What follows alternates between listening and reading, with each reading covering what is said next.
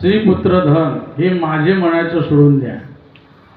धनदारा पुत्र जन बंधू सोयरे पिशून सर्व मिथ्या हे जाणून शरण निघा देवासी. हे आता दिसतात पण उद्या राहतील याचा काही भरोसा नाही. कोण केव्हा जाईल याचा भरोसा नाही. म्हणून तुम्ही याला आपलं म्हणू नका. वनामध्ये जा, काम तृष्णेचा त्याग करा, भगवंताच्या भक्तीला लागा आणि भागवताच्या दशमस्कंदाचा पाठ करा. पुत्राच्या वाणीने प्रभावित होऊन तो निघाला. कारण मुलाने सांगितलं संसार कसा आहे. असारो खलु संसारो दुःख रूपी विमोका सुतम कश्य धनम कश्य स्नेहवांजलितम निशम. अशा प्रकारे हा आणि संसार आहे दुःखरूप आहे.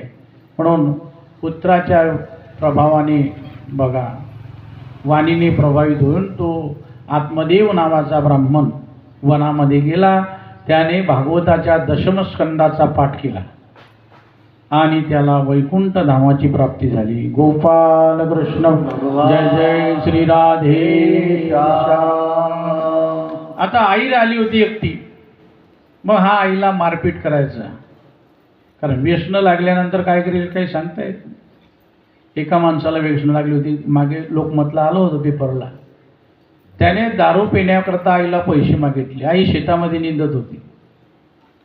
आईने पैसे दिले नाही. त्यानं तेच खुरपं घेतलं ना आईचा गळा चिरून टाकला. लक्षात घ्या, व्यसनामध्ये मनुष्य काय करेल याचा काही भरोसा नाही. एक दिवस याची फार दुःखी झाली होती. आई वडील मरण पावले. आता कोण बोलणार बरं. आईला असं वाटलं मुलगा आपला एक दिवस तरी सुधरेल. वडील मरण पावले याची जाणीव त्या गोकर्णाला नव्हती. कारण तो गोकर्ण तीर्थयात्रेला निघून गेला होता. याबद्दल त्याला सुखही झाले नाही आणि दुःखही झाले नाही. इकडे धुंदुकारीने आपल्या घरामध्ये 5 वेश्या आणून ठेवल्या. त्यांच्याजवळ पैसे दागिने मागू लागला. आईला म्हणू लागला आण पैसे मला दे. ती कंटाळली एक दिवस आणि तिने विहीरमध्ये जीव देऊन टाकला. काय करणार बरं आई. रोजच त्याचा मार खात होती. असे वाईट मुलगा बघा होण्यापेक्षा तसं राहिलेलं बरं. आला कशा. जननी जने तो भक्तजने या दाता या शूर नाही तो जननी वांजवली क्या कोते नूर. आईने जन्म द्यावा तो शूरवीरांना द्यावा, साधू मुलांना द्यावा, नाहीतर तसं राहिलं तरी चालेल. लक्षात घ्या. असा तिने विचार केला आणि विहीरमध्ये सर्व लोक झोपून गेले होते. 12 वाजले होते. रातची उठली. विहीरमध्ये आपल्या शरीराचा त्याग केला. तिने जीव देऊन टाकला. आता तो मोकळा झाला. आई गेली, वडील गेले, कोण बोलणार होतं. जो मुलगा आईवडिलांचं ऐकत नाही तो दुसऱ्याचं ऐकणार आहे का. अजिबात ऐकणार नाही. लक्षात घ्या. म्हणून आई वडिलांनी मुलांना जोपर्यंत 10-12 वर्षाचे असतात तोपर्यंत त्यांच्यावर संस्कार चांगले टाकले पाहिजे. तुमचे असो का आमचे असतो तरच ते ऐकून असतात. नाही तर मग विचारू नका तुम्ही. ते कोणाचं ऐकत नाही. लक्षात घ्या. त्याने काय केलं, तो वाईट व्यसनी निघाला होता. आई मरण पावली, मोकळा झाला. त्याने त्या वेश्यांना घरी आणलं, वाईट स्त्रियांना. आता या ठिकाणी पंचविषय, वाईट स्त्रिया म्हणजे या पंचविषय सांगितले आहे. पंचविषय कोणते. शब्द, रूप, रस आणि गंध. स्पर्श, शब्द, रूप, रस आणि गंध हे पंचविषय. या पंचविषयाच्या नांदी मनुष्य लागतो आणि आपल्या जीवनामध्ये दुःख प्राप्त होते. त्याला लक्षात घ्या. या पंचविषयाने एक प्राणी मेला आहे. आला लक्षात. त्याने त्या स्त्रिया आणल्या. त्या स्त्रिया त्याला आणि मागू लागल्या धन आणा, चांगले कपडे आणा, भारी भारीचे अलंकार आणा. याच्याजवळ पैसे नव्हते. हा काय करायचा, चोऱ्या करायचा, डाका टाकायचा. एक दिवस त्याने काय केलं, राजाचा खजिना लुटला. राजाचा म्हणजे आमच्या राजूभाऊच्या घरातला खजिना नाही बरं. ते बी राजाच आहे.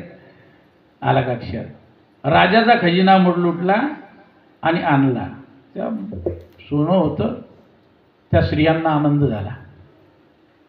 पण त्यांना असं वाटलं हे भरपूर सोनं झालं, पैसाही भरपूर झाला. हे जर राजाला कळालं की खरा चोर हाच आहे तर राजा याला पकडेल, आपल्यालाही मार बसेल आणि आपल्या जवळचे सर्व दागिने, पैसे, धन वगैरे सर्व निघून जाईल. काय करावं बरं? त्या 5 स्त्रियांनी काय केलं, झोपेच्या अवस्थेमध्ये त्याला लाकडाच्या मंचकाला बांधला. लाकडाचा मंचक आला का लक्षात? म्हणजे मंचक म्हणजे आपण कॉट म्हणतो किंवा खाट, त्याला बांधला दोरीने आणि त्याच्या तोंडावर निखारे टाकले. काय टाकले? निखारे म्हणजे विष्टो टाकले. तळफळून तो मेला. आता तो मरण पावला. आता असा जर अपघाती मनुष्य मेला तर त्याला वैकुंठ धामाची प्राप्ती होत, त्याला दुसरा जन्म मिळत नाही. आला का लक्षात? त्याला पिशाच्य योनी मिळते. कोणती योनी? पिशाच. एखादा ॲक्सिडेंट होऊन मेला, कोणी फाशी घेऊन मेला, कोणी विष पिऊन मेला, यांना डायरेक्ट वैकुंठ धामाची प्राप्ती मिळत नाही आणि किंवा दुसरा जन्मसुद्धा प्राण्याचा मिळत नाही, जीवजंतू वगैरे मिळत नाही. जोपर्यंत त्याचं आयुष्य आहे तोपर्यंत त्याला खालीच फिरावं लागतं. तो भूतप्रेत योनीला जातो. कशात जातो? काही लोक म्हणते महाराज कशाचं भूत न कशाचं प्रेत, हे बुवा लोकांचे सांगायचं काय काम आहे म्हणे, त्याचं काम आहे ते सांगणं. पण हरिपाठात सुद्धा प्रमाण आहे. पडे उदवाधा बेने तेथे. आला काय? हरि उच्चारण यंत अशी जातील अशी क्षण किंवा भूत पिशाच निकट नवी. आपल्याकडे जागृत हनुमान मंदिर आहे.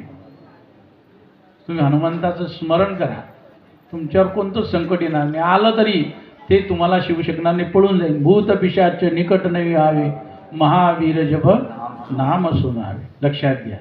म्हणून भूत पिशाच योनी आहे हे भागवतारीत वर्णन आहे, हनुमान चालिसेमध्ये आहे आणि माऊलीने सुद्धा आपल्या हरिपाठामध्ये वर्णन केलेलं आहे. लक्षात घ्या. किंवा ज्ञानेश्वरीमध्ये सुद्धा वर्णन आहे त्याचं. आला घ्या. चोरा सभा दाटे अथवा मीना गडलोटे, ना तरी भेडा उलटे विवशी जरी. विवशी म्हणजे भूत. विवशी म्हणजे काय? भूत चुडेल म्हणतो आपण त्याला. त्या ज्ञानेश्वरीमध्ये सुद्धा मूवीमध्ये त्याचं वर्णन आलेलं आहे. गोपाल कृष्ण भगवान की. म्हणून भूतप्रेत येऊनी आपण मानलीच पाहिजे. आला लक्षात? जे मानत नाही ते आपल्याला काय करणार? ते नास्तिक समजा. काही लोक देवही मानत नाही. काय मानत नाही? देव सुद्धा मानत नाही, मग ते नास्तिक म्हणा. त्याला भूतप्रेत येऊनी प्राप्त झाली. आता तो मरण पावला, मग काय करावं बरं? आता तो मेला होता का? यांनी त्याला मारलं होतं म्हणून मेला. काही स्त्रिया भल्या धाडसी असतात. कोणाचा केसाने गळा काढून टाकतील, मारून टाकतील, काही सांगता येईल. फार धाडसी. पण कोणत्या स्त्रिया? वाईट कृत्य करणाऱ्या. वास्तविक स्त्री सारखा दयाळू प्राणी या जगामध्ये दुसरा कोणी? स्त्रिया फार दयाळू, फार मोड स्वभाव असतो स्त्रियाचा. पण ज्या वाईट कर्म करणाऱ्या आहेत त्या दयाळू नसतात. लक्षात. त्याने काय केलं? मागच्या बाजूला जागा होती घराच्या, टिक्कम पावलं घेतलं, कुदाई घेतली, खदला गुड्डा 500 दिली आणि त्या खड्ड्यामध्ये त्याला पुरवून दिलं, दाबून दिलं त्याला. लक्षात घ्या. काही लोक विचारू लागले, का हो तुमचा प्रियकर कुठे गेला? म्हणे तो बाहेर गावला गेला, अमेरिकेत गेला म्हणे. त्याला कंपनीचा ठेका भेटला, आता तो 12 वर्षानं जीव. कशाला सांगते नाही आम्ही मारून टाकला त्याला? कोणी सांगते का? आला लक्षात? अशा प्रकारे तो मरण पावला. म्हणून बुद्धिवान पुरुषाने दुष्ट स्त्रियावर विश्वास ठेवू नये. दुष्ट म्हणजे स्त्रिया असो का पुरुष असो, वाईट वृत्तीच्या स्त्रिया, त्यांच्यावर कधी, मनुष्य असो का स्त्री असो, त्यांच्यावर विश्वास ठेवायचा नाही. आपल्या कुकर्मामुळे धुंदुककारी पुढे भयंकर प्रेत झाला, भूतप्रेत झाला आणि वादळाच्या रूपाने भुकेने व्याकुळ होऊन 10 दिशेला फिरत राहिला. तीर्थयात्रा करून गोकर्ण घरी बघा काही काळाने गोकर्णाला त्याचा मृत्यूचा समाचार समजला. तीर्थयात्रा करत होता तो. मग गोकर्णाने त्याचं श्राद्ध केलं गयेमध्ये. गोकर्णाला असं वाटलं याला मुक्ती मिळाली असेल. मग तीर्थयात्रा करून तो घरी आला आपल्या घरासमोर आणि तो झोपलेला आहे. अजून त्याला झोप लागत नाही, डोळा उघडाच होता. तेवढ्यामध्ये त्याच्या पुढे कधी डेडा दिसायचा, कधी बोकड दिसायचा, कधी इंद्राचं रूप घ्यायचा, वेगवेगळी रूपं तो धारण करायचा. शेवटी मनुष्य रूपाने दिसू लागला. गोकर्णाला वाटले अरे कोणीतरी दुर्गती पावलेला हा आणि दुरात्मा आहे. याला दुर्गती प्राप्त झालेली आहे. गोकर्णाने त्याला विचारलं, अरे तू कोण आहे? भूत प्रेत आहे का पिशाच आहे का राक्षस आहे, मला सांग. पण त्याला बोलण्याचं धैर्यच नव्हतं. तू जोरजोराने रडू लागलेला आहे. त्याला बोलण्याचे सामर्थ्य नव्हते. खुनाखाना करू लागला. गोकर्णाने कमंडलूतून पाणी घेतलं, ते अभिमंत्रित केलं आणि त्याच्यावर फेकलं, शिंपडलं. मग तो बोलू लागला, दादा मी तुझा भाऊ धुंदुककारी, मी माझ्या हातून वाईट कृत्य झालं आणि व्यसनाच्या आहारी मी गेलो, म्हणून मला मृत्यू मग आलेला आहे. जी झालेली सर्व जी काही हकीकत होती त्याने ती सांगितली. मी मरण पावलो आहे, पण मला हा भूतप्रेत योनीमध्ये मी गेलेलो आहे. मला फार दुःख होत आहे. मी फक्त केवळ वायू भक्षण करून राहतो. या योनीमध्ये माझी सुटका कर बाबा. गोकर्ण म्हणाला, अरे तुझ्याकरता मी आणि गयेमध्ये श्राद्ध केलं होतं, तरी तू मुक्त कसा झाला नाही बरं? तो म्हणू लागला, शेकडो गया श्राद्ध केली तरी माझी मुक्तता होणार नाही, कारण माझ्या हातून भरपूर बघा पाप झालेला आहे. दुसरी काहीतरी उपाययोजना कर बाबा आणि मला या त्रासातून सोडव, या भूतप्रेत योनीतून बघा मुक्त कर. असे बोलून ते भूतप्रेत गुप्त झालं. गोकर्ण विचार करू लागला. त्याला रात्रभर झोप लागली नाही. याचा कशाने उद्धार होईल बरं? सकाळ झाली. लोक त्याला भेटण्याकरता आले. शास्त्री पंडित त्यांच्याशी चर्चा केली. मग एका ऋषीने सांगितले, बघ तुम्ही असं करा म्हणे, सूर्याची आराधना करा, सूर्य भगवंताची. मग सूर्य भगवंताची आराधना केली. ओम सूर्यदेवाय नमः, ओम सूर्यदेवाय नमः. सूर्यनारायण प्रसन्न झाले. त्याच्या पुढे मनुष्य रूपात येऊन प्रगट झाले. मी तुझ्यावर प्रसन्न आहे, काय पाहिजे ते माझ्याकडून मागून घे. तो म्हणू लागला, देवा मला काहीच नको, पण माझा भाऊ अधोगतीला गेलेला आहे, त्याला भूतप्रेत योनी प्राप्त झालेली आहे. माझी तुमच्या चरणी एकच इच्छा आहे, प्रार्थना आहे की माझ्या भाऊचा या भूतप्रेत योनीतून उद्धार व्हावा, याच्याकरता उपाय सांगा. सूर्यनारायणाने सांगितलं, हे बघ तुझ्या भाऊचा उद्धार होईल, पण त्याला एकच उपाय आहे, श्रीमद भागवत कथा कर, श्रीमद भागवत सप्ताह कर. त्याच्या श्रवणाने त्याला मुक्ती प्राप्त होईल. एवढं सांगून सूर्यनारायण भगवान अंतर्धान पावले. सूर्यनारायण भगवान की जय. गोकर्णाने लगेच श्रीमद भागवत आणि वाचनाची तयारी केली. कथा श्रवणाला पुष्कळशी लोक आले. आंधळे पांगळे मंदबुद्धीचे बघा वृद्ध सर्व प्रकारचे लोक जमले. भारी गर्दी जमली. तेव्हा ते बघा प्रेतही भूतप्रेतही त्या जागी जागा शोधू लागलं. आता या धर्ममंडपामध्ये भूतप्रेताला जागा नसते, लक्षात घ्या. येत नाही ते या मंडपात, आला लक्षात. आणि मरणही येत नाही मंडपात. येते का मरण? एखाद्याला जर मरण आलं, येते मरण की घरी गेल्यावर येत. पण तुम्ही असं ऐकला की भागवत कथेमध्ये भागवत ऐकता ऐकता कोणी मेलं म्हणून ऐकलंय कधी? आणि एखाद्याला आलंच तर मरण, तर तो फार भाग्यवान. काय भाग्यवान, लक्षात. आणि मरण जर आलं असतं तर लोक म्हणतात, जाऊ द्या हो, काय जाता ते कथेले, बुवाच्या कथेला गेलं तर माणसं मरता म्हणे. काय म्हणतात? माणसं मरतात. कोणी आलं असतं का? आलंच नसतं. कथेमध्ये मरण येत नाही, लक्षात घ्या. उलट कथेमध्ये भगवंताच्या चिंतनामध्ये गोरोबा कुंभाराच्या हाताला काय फुटले होते? त्याचे थोटे हात होते. आपल्याला कथा बाहेर माहीत आहे. त्याने त्या थोट्या हातानं भजन केलं तर त्याला ते हात फुटले होते, लक्षात घ्या. म्हणजे कथेमध्ये मरण येत नाही.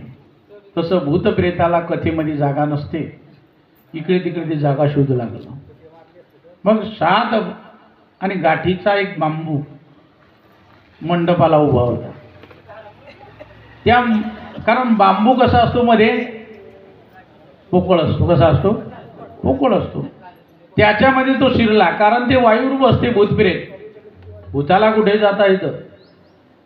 वायुरूप राहतं, लक्षात घ्या. त्याच्यात ते घुसलं. मग काय झालं आहे का? त्याने आणि कथा ऐकली त्या ठिकाणी. पहिल्या दिवशी कथा ऐकली, तर पहिल्या दिवशी कथा ऐकली ना, तर एक गाठ फुटली त्याच्यातली. 7 गाठीचा टोकर होता. सर्वांच्या समक्ष एक गाठ ताळकण फुटली. ते वायुरूप पिशाचं वर सरकलं त्याच्यामध्ये, त्या बांबूत. अशा रीतीने दुसऱ्या दिवशी दुसरी रात, तिसऱ्या दिवशी तिसरी, चौथ्या दिवशी चौथी, पाचव्या दिवशी पाचवी, अशा 7 दिवसामध्ये 7 गाठीचा बांबू काय झाला, फुटला. आणि त्याच्यातून सुंदर दिव्य असा आणि पुरुष प्रगट झाला. असं वाटत होतं की स्वर्गातून दिव झाला की काय. आणि त्याने भागवत ग्रंथाला नमस्कार केला. बघा, तो म्हणू लागला, हे भागवत ग्रंथ फार श्रेष्ठ आहे, भागवत कथा फार धन्य आहे, हे सप्ताह पारायण सर्व पापाचे भस्म करून मुक्ती देणारे आहे. विद्वान लोकांनी देवाच्या सभेमध्ये असे सांगून ठेवले आहे की हे भागवत श्रवण न करणाऱ्याचा जन्म निष्फळ आहे. जो भागवत कथा ऐकत नाही त्याचा जन्म कसा आहे, निष्फळ. समजला ना तुम्हाला. जन्माला आला हे लहानपाणी वाहता वाहता मेला. कधी भागवत नाही, कधी कीर्तन नाही, कधी देवदर्शन नाही, सत्कर्म नाही. आला लक्षात. अशा माणसाचा काय उपयोग आहे का, त्याचा जन्म निष्फळ आहे. आपले शरीर हे नाशवान आहे, पापमय आहे. भागवत श्रवणाने हृदयाच्या संशयरूपी ग्रंथी तुटून जातात आणि सर्व कर्मशील होऊन जाते. अशा रीतीने धुंदुकारी बोलत होता. तेव्हा वैकुंठातून भगवान विष्णूने 2 पार्षद पाठवले, विमान घेऊन जा आणि माझ्या भक्ताला घेऊन या वैकुंठामध्ये. ते आले, ज्या ठिकाणी कथा चालू होती त्या ठिकाणी उतरले. लक्षात घ्या. आणि म्हणाले, महाराज बसा या विमानामध्ये, तुम्हाला घेण्याकरता आलो आहे, वैकुंठाला नेण्याकरता. आता गोकर्णाला असं वाटलं आपल्यालाच घ्यायला आले की काय. आलं लक्षात. भागवत कोण सांगत होतं, गोकर्ण. एका ब्राह्मणाला मोक्ष श्रोता करून तो भागवत सांगत होता. लक्षात. तेव्हा त्याने काय केलं, त्या धुंदुककारीने या ग्रंथाला, व्यासपीठाला 3 प्रदक्षिणा मारल्या. किती? 3 प्रदक्षिणा मारल्या. आणि पुन्हा दर्शन घेतलं. कारण प्रदक्षिणा कधी एक मारू नये, कमीत कमी 3 तरी माराव्या असा नियम आहे. एक मारली तरी वायफळ जाणार नाही, पण कमीत कमी 3 तरी प्रदक्षिणा ग्रंथाला माराव्या आणि दर्शन घ्यावं. काही फेऱ्या म्हणतात, फेरी म्हणायची नाही. काय म्हणायचं, प्रदक्षिणा. प्रदक्षिणा. काही परिक्रमा म्हणतात. काय म्हणतात, चालू बा मी आता नर्मदा परिक्रमा करायला. गेले का तुम्ही? कमीत कमी 3-4 महिने तरी लागतात. लक्षात घ्या. जवळजवळ रोजचं 35-40 किलोमीटर जावं लागतं. गोपाल कृष्ण भगवान. तर फेऱ्या म्हणायच्या नाही, काय म्हणायचं, प्रदक्षिणा म्हणायच्या. त्याने 3 प्रदक्षिणा मारल्या आणि तो त्या विमानामध्ये बसणार. तेवढ्यामध्ये गोकर्ण बोलू लागला, का हो, सर्व लोकांनी श्रीमद भागवत श्रवण केलं, पण याला एकट्यालाच घेण्याकरता तुम्ही आलाय. सर्वांनी ऐकलं आणि सर्वांना सोडून तुम्ही याला एकट्याला घेऊन चाललात. तेव्हा ती म्हणाले, सर्वांनी जरी भागवत श्रवण केलं, ते विष्णूचे पार्षद म्हणू लागले, तरी त्यांच्या ऐकण्यामध्ये, श्रवण करण्यामध्ये भेद आहे. काय आहे? श्रवण करण्यामध्ये भेद आहे. म्हणून त्यांना आम्ही घेण्याकरता आलेलो नाही. त्यांनाही पुण्य प्राप्त होईल. पण याने कसं ऐकलं, या बांबूमध्ये राहून एकाग्र चित्तानं श्रवण केलं, मनन केलं, त्याचा निधिध्यास केला. आला लक्षात. श्रवण करत असताना त्याचं मन इकडे तिकडे भटकत नव्हतं. आपलं मन तसं आहे का? ज्याचं असेल तो फार भाग्यवान. तुमचं म्हणा का माझं म्हणा. आपलं मन बसतं आहे कथेमध्ये, पण विचार करताय घरात का दूध ठेवलं आहे म्हणे, मांजरीन ते दूध पिऊन जाईल. आलं लक्षात. म्हणजे आपलं चित्त कुठे आहे, घराकडे, त्या दुधाकडे. आलं लक्षात. बरं, आपलं लक्ष कथेकडे आहे, पण त्या धुंदुककारीसारखं नाही. लक्षात घ्या. धुंदीसारखं आहे का? त्याने एकाग्र चित्तानं ऐकलं. आपलं एकाग्र चित्त असतं का? ज्याचं असेल त्याचं फारच चांगलं. आपलं ऐकत असताना 84 असं होऊन जातं. किती असणं काही हरकत नाही. ज्याच्या टोंग्याचा त्रास आहे, कंबरचा त्रास आहे, त्याने कसंही बसा. मीच खुर्चीवर बसला तर मी तुम्हाला काय सांगू. आलं लक्षात. हां, आता बसायला लागलो. माझाही टोंग्या दुखत होतं, नाही तर मी बसत नव्हतो. आलं लक्षात. अधिकार काही तसा कोणाला नाही. वास्तविक नियम असा आहे की मांडी मारूनच काय सांगलं पाहिजे, कथा सांगितली असं कोणी असो तो आला लक्षात. पण कोणाचं शरीर आपल्या हातचं आहे का? बरं जाऊ द्या, ज्याला त्रास आहे ते आमच्या राजू आणि तुमची व्यवस्था केली आहे, खुर्च्यावर बसा, अजून 50 खुर्च्या मागू, काय टेन्शन घेता. फक्त आपला मंडप हा फुल भरला पाहिजे. का हो? मंडप रिकामा नको. एवढा मोठा मोठा मंडप टाकला आहे. एकट्या माणसाला सत्याग्रहासाठी गोष्ट आहे का? 2-2.5 लाख रुपये खर्च लागतो, सामान्य नाही. गोपाल कृष्ण भगवान. आणि हे करण्याकरताही वाढ वडिलांची काय पाहिजे? पुण्यही पाहिजे. भरपूर पैसेवाले आहे, पण सर्वांची इच्छा होती की आपल्याकडे भागवत कथा व्हावी. म्हणून भाग्याचा उदय होतो तेव्हाच ही भागवत कथा आपल्याकडे होते. कारण भाग्यवंता घरी भजन पूजन, भाग्यवंता घरी भजन पूजन, भागवंता घरी भजन पूजन, भागवंता घरी भजन पूजन. ज्याची वाट पाहे रघुनंदन, ज्याची वाट पाहे रघुनंदन, भाग्यवंता घरी भजन पूजन, भाग्यवंता घरी भजन पूजन. ज्याची वाट पाहे रघुनंदन, ज्याची वाट पाहे रघुनंदन, भाग्यवंता घरी भजन पूजन, भाग्यवंता घरी भजन पूजन. गोपाल कृष्ण भगवान, जय जय श्री राधे श्याम. एवढ्या मोठ्या भागवत सप्ताहाचं आयोजन आमच्या राजू